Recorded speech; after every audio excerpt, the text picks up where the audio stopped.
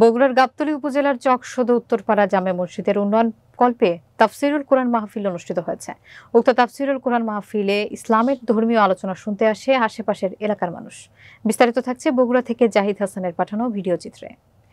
শুক্রবার বিকাল 4টা থেকে শুরু হয়ে রাত 12টা পর্যন্ত চলে তাফসিরুল কোরআন মাহফিল। উক্ত তাফসিরুল কোরআন মাহফিলে সভাপতিত্ব করেন AKM আশরাফুল ইসলাম, সহসভাপতিত্ব করেন মিকাইল হোসেন, রফিকুল ইসলাম সরকার, মোহাম্মদ আলী ও নিজামউদ্দিন। পৃষ্ঠপোষকতায় রানা কবির, রহমত আলী, আমিনুল ইসলাম এবং আবু বকর সিদ্দিক।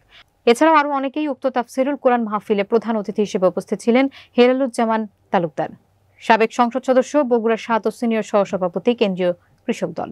তাফসিরুল কোরআনে ইসলামের ধর্মীয় বিষয় নিয়ে আলোচনা করতে প্রধান অতিথি হিসেবে উপস্থিত ছিলেন ইসলামী সঙ্গীত শিল্পী এবং উদীয়মান তরুণ বক্তা মোহাম্মদ আবু তালহা আনসারি, মোহাম্মদ ইউনুস আলী সিদ্দিকী, মোহাম্মদ আশরাফুল ইসলাম সিদ্দিকী। উক্ত তাফসিরুল কোরআন মাহফিলে দুনিয়া ও আখিরাতের মূল্যবান বক্তব্য শেষে আখিরি দোয়ার মাধ্যমে সমাপ্তি করেন।